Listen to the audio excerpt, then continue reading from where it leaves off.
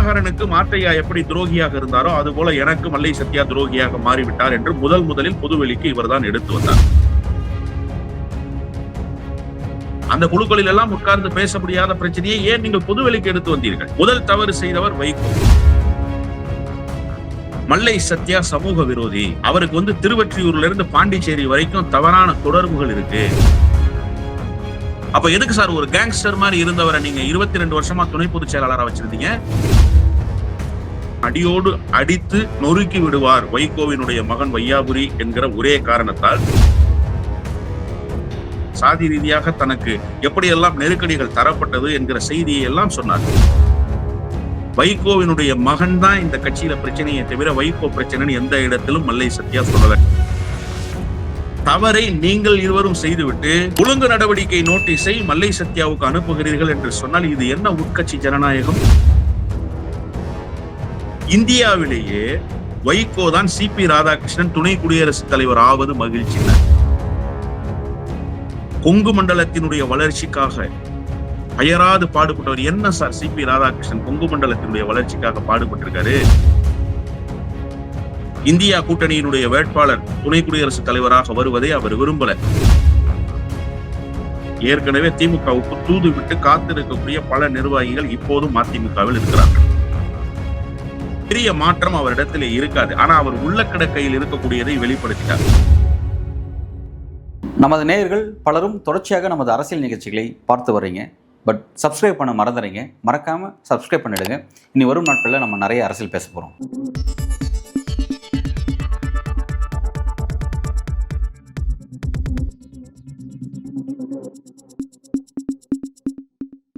வணக்கம். இன்றைக்கு நம்முடன் அரசியல் பேச இணைந்திருப்பவர் திராவிட இயக்க சிந்தனையாளர் திரு வல்லம் பஷீர் அவர்கள். சார் வணக்கம். வணக்கம். மதிமுகல ஒரு அப்டேட். மல்லை சத்யா அவர்கள் கட்சியிலிருந்து தற்காலிகமாக நீக்கப்பட்டிருக்கிறாரு.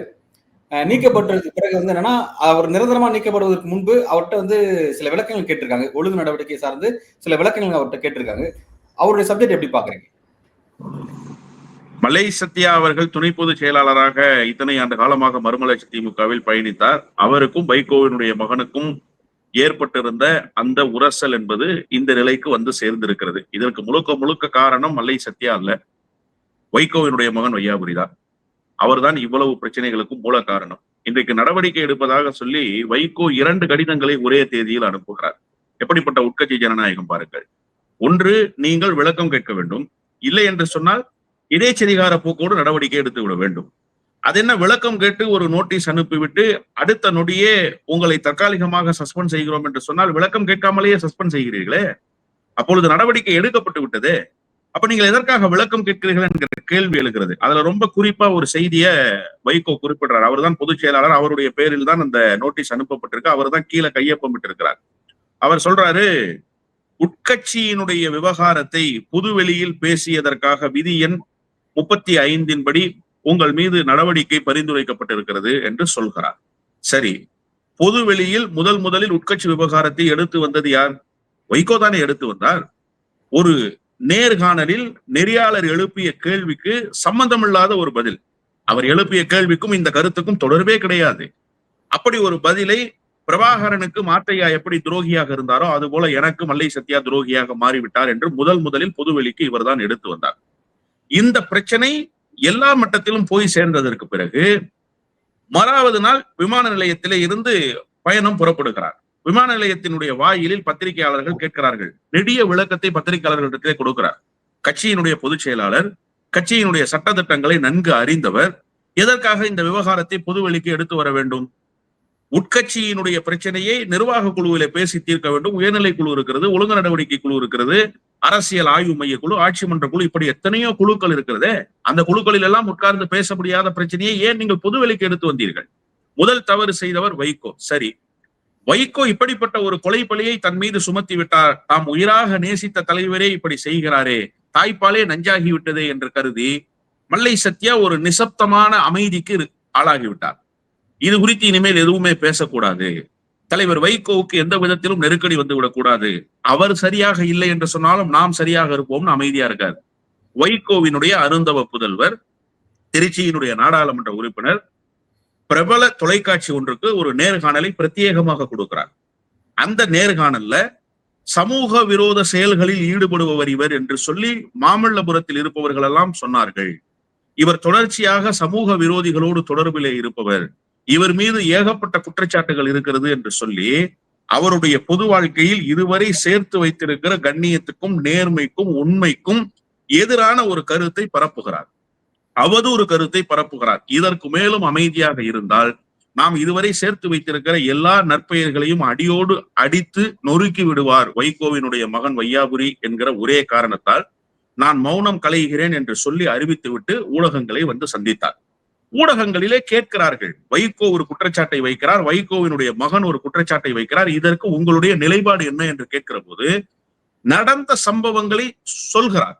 என்னென்ன நடந்தது, கட்சிக்குள் 4.5 ஆண்டு காலமாக என்ன பிரச்சனை, எதனால் இந்த நிலை இப்படி வந்து சேர்ந்தது, இடையிலே ஏற்பட்ட சமரசத்துக்கு நான் எப்படி உடன்பட்டேன், நான் சிரித்த முகத்தோடு தலைவர் வைகோவினுடைய வேண்டுகோளை ஏற்றுக்கொண்டு கரம் குலுக்கினேன், அவர் என்னிடத்திலே நாகரீகம் கிஞ்சித்தும் இல்லாமல் இடது கையை கொடுத்து குலுக்கினார், இப்படியெல்லாம் என்னென்ன பிரச்சனைகள் நடந்தது, சாதி ரீதியாக தான் எங்கே ஒதுக்கப்பட்டேன், சாதி ரீதியாக தனக்கு எப்படியெல்லாம் நெருக்கடிகள் தரப்பட்டது என்கிற செய்தியை எல்லாம் சொன்னார். இவையெல்லாம் நடந்த சம்பவங்கள் தானே. இதற்கு யார் விதை விதைத்தது? விதைத்தவர் வைகோ. அதற்கு அடுத்த கட்டத்துக்கு அதை நகர்த்தி சென்றவர் வைகோவினுடைய மகன். தவறை நீங்கள் இருவரும் செய்துவிட்டு ஒழுங்கு நடவடிக்கை நோட்டீஸை மல்லை சத்யாவுக்கு அனுப்புகிறீர்கள் என்று சொன்னால் இது என்ன உட்கட்சி ஜனநாயகம்? நியாயமாக வைகோ ஒரு சுப்ரீமோ சார், அவர் தான் பொதுச் செயலாளர், அவர் தான் டிசைடிங் அத்தாரிட்டி, அவர் கையில தான் எல்லா அதிகாரமும் இருக்கு. சரி, அவர் நானே தவறு செய்துட்டேன்னு ஒத்துக்குவாரா? நிச்சயமாக ஒத்துக்க மாட்டார். யாருமே அதை ஒத்துக்க மாட்டாங்க. இயல்பான நடவடிக்கை தான். அப்போ வைகோ நியாயமா என்ன செஞ்சிருக்கணும்? இந்த பிரச்சனையை நான் பேசின பிறகு சத்யா அமைதி ஆயிட்டாரு, அப்படியே அவர் ஒதுங்கி இருக்கலாம். நீ ஏன் இதை பேசுன ஒரு பிரதான தொலைக்காட்சிக்கு உன்னுடைய நேர்காணல்ல? அதன் பிறகுதான் இந்த பிரச்சனை பூதாகரமாச்சுன்னு சத்யாவும் வர்றாரு. 2 பேருமே தவறு செய்திருக்கீங்க, நீ பேசுனதும் தவறு, அவர் பேசுனதும் தவறுன்னு சொல்லி ஒரு நடவடிக்கைக்கு பரிந்துரை செய்திருந்தால் வைகோ உண்மையிலேயே நேர்மையான மனிதராக வெளிப்பட்டிருப்பார். ஆனா வைகோ என்ன செய்யறாரு? தன்னுடைய மகனை பாதுகாத்து விட்டு மல்லை சத்யாவுக்கு மட்டும் நோட்டீஸ் அனுப்புகிறார். அப்படின்னா இந்த தவறுக்கு காரணமாக இருந்தது யாருன்னு சத்யா வெளிப்படையாக சொல்றார். அதற்கான உதாரணங்கள் கண்முன்னாலேயே இருக்கு. நீங்க வைத்த குற்றச்சாட்டுக்கு அவர் பதில் சொல்லவே இல்லை. அப்படியே அந்த குற்றச்சாட்டை தன்னுடைய தலைவர் தன்னுடைய மார்பிலே குத்திவிட்டார் என்று சொல்லி வலியும் வேதனையும் தாங்கிக் கொண்டு கண்ணீரோடு இருந்து விட்டேன் என்று அவரே பேசுகிறார்.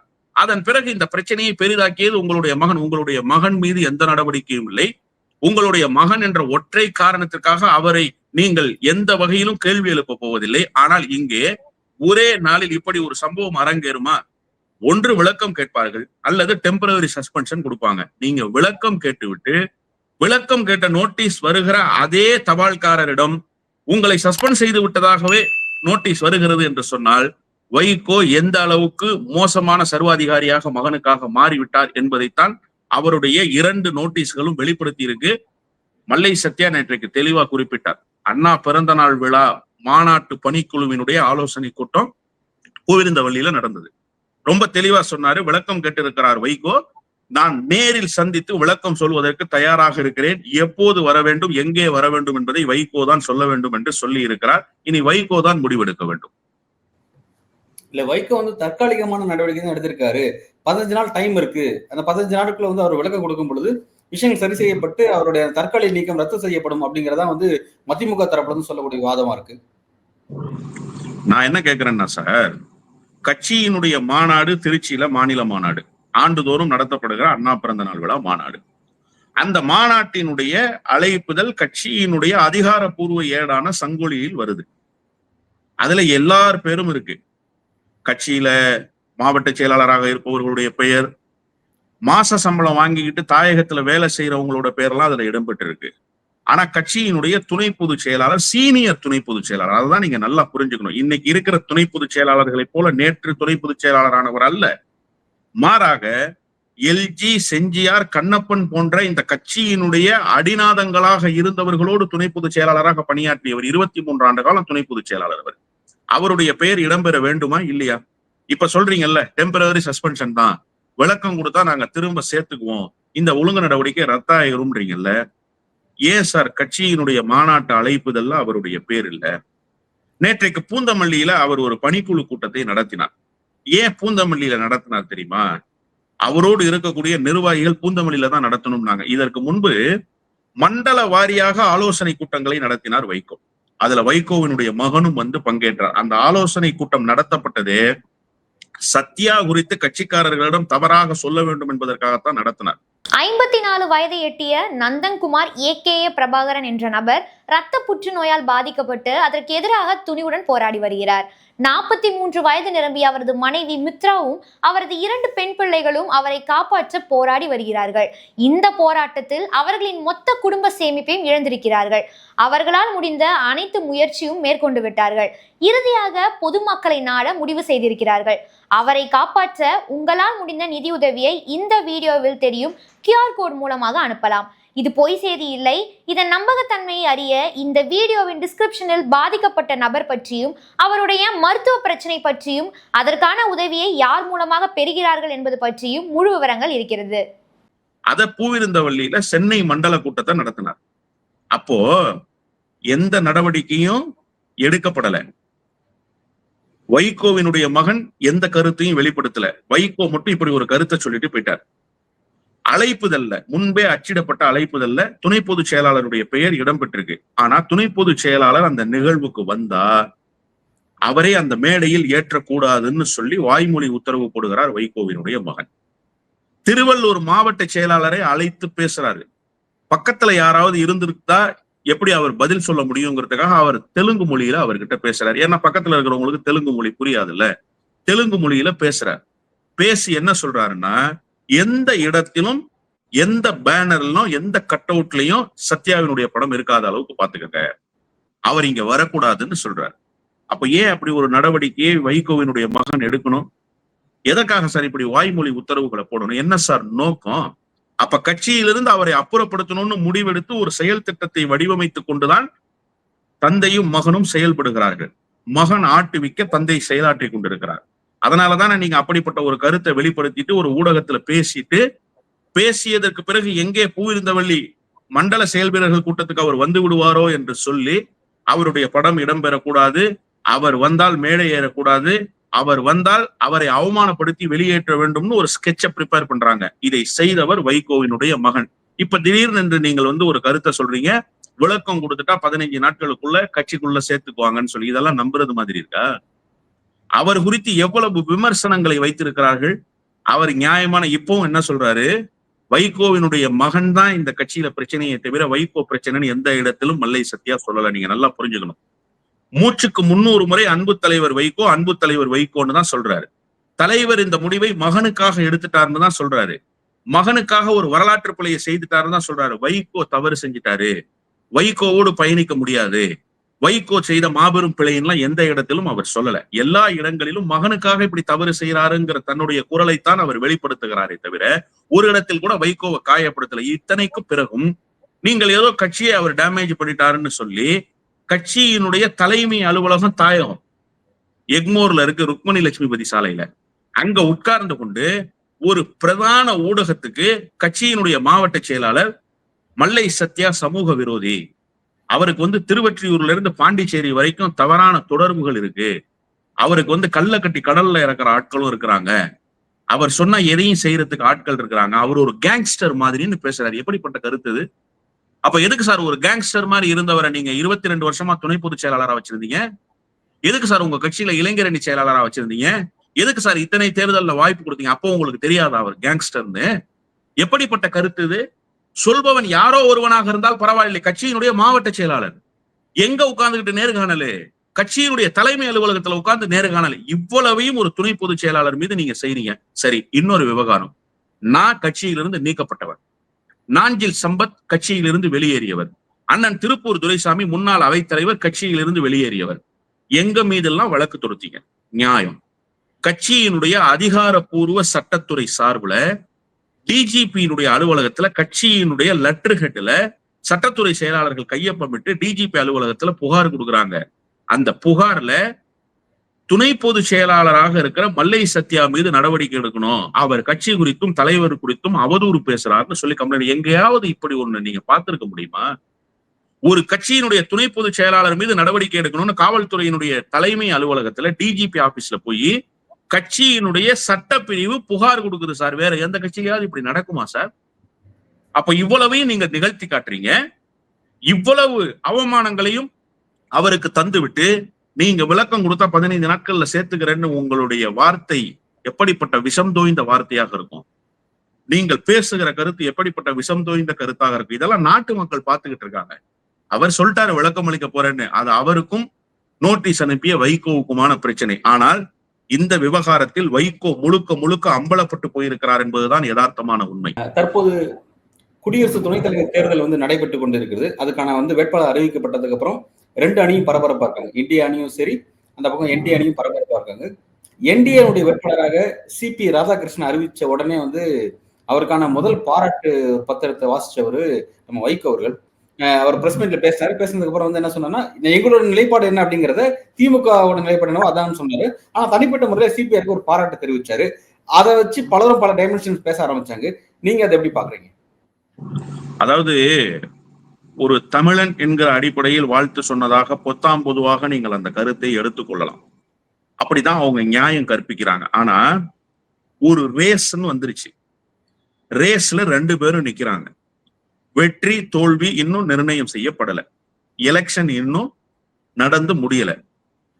முதலாக இந்தியாவிலேயே வைகோ தான் சிபி ராதாகிருஷ்ணன் துணை குடியரசுத் தலைவர் ஆவது மகிழ்ச்சினார். எப்படிப்பட்ட வரி புரிஞ்சுக்கங்க.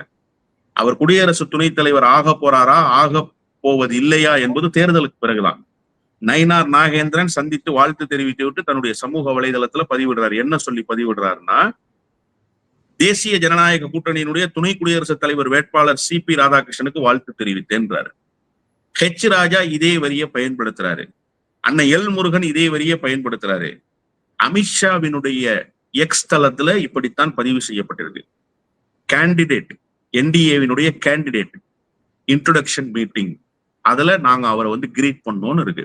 நீங்க போய் எடுத்து பாருங்க. ஆனா பாரதிய ஜனதா கட்சியினர் கூட சொல்லாததை சிபி ராதாகிருஷ்ணன் துணை குடியரசுத் தலைவராவது தமிழ்நாட்டுக்கு பெருமை என்கிற ரீதியில் பேசுகிறார். அதுல என்ன சொல்லி பேசுறாரு?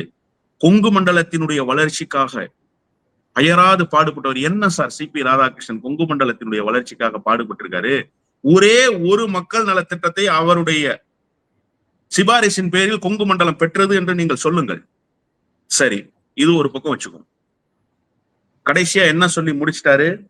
எல்லாம் செஞ்சுட்டு தப்பிச்சுக்கிற வேலை. பாம்புக்கு தலையையும் மீனுக்கு வாழையும் காட்டுகிற விளாங்கு மீன் அரசியலை வைகோ நல்லா செய்வாரு. அப்படித்தான் ஒரு வேலையை செஞ்சிருக்காரு. என்ன செய்யறாருன்னா, கடைசியாக முதலமைச்சர் என்ன முடிவு எடுக்கிறாரோ அந்த முடிவு தான் எங்களுடைய முடிவுன்ட்டாரு. ஓகே, கேண்டிடேட் அறிவிச்சு 24 மணி நேரம் ஆச்சு. நீதிபதியாக இருந்து தென் மாநிலத்தில் இருந்து உச்ச நீதிமன்றம் வரை சென்று தலை சிறந்த தீர்ப்புகளை தந்த ஒருவரை வேட்பாளராக அறிவிச்சாச்சு. வைகோ இன்னைக்கு வரைக்கும் வாழ்த்து சொன்னாரா சார்? துணை குடியரசுத் தலைவர் வேட்பாளரை இந்தியா கூட்டணி அறிவித்திருக்கிறது. அவர் வெற்றி பெற்று வருவதற்கு என்னுடைய வாழ்த்துக்கள், ஜனநாயகம் நிலை பெறட்டும்னு சொல்லணுமா இல்லையா? சொல்லணுமா இல்லையா சார்? அவரு 24 மணி நேரம் ஆச்சு சார்.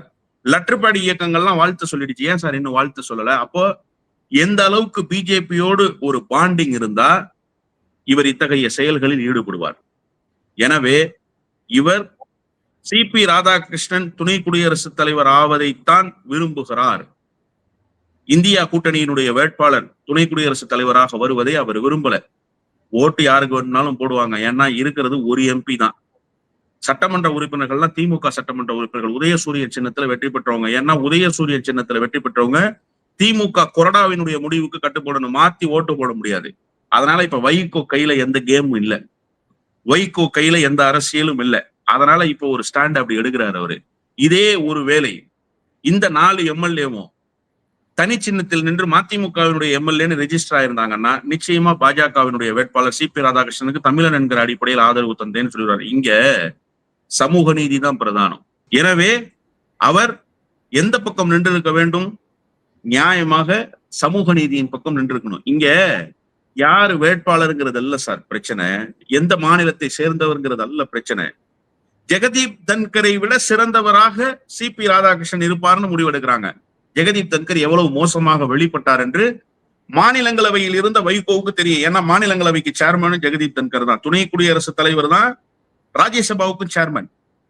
அப்ப ராஜ்யசபால ஜெகதீப் தன்கர் எப்படி வெளிப்பட்டாருங்கிறது நல்லா தெரியும் வைகோவுக்கு. தெரிஞ்சுக்கிட்டே அதை விட ஆக சிறந்த ஒரு இந்துத்துவ சிந்தனை கொண்டிருக்கிற RSS எல்லாமுமாக இருக்கக்கூடிய RSS கொள்கையை 100 விழுக்காடு உள்வாங்கி இருக்கக்கூடிய CP ராதாகிருஷ்ணன் அந்த இடத்துக்கு வர்றாரு.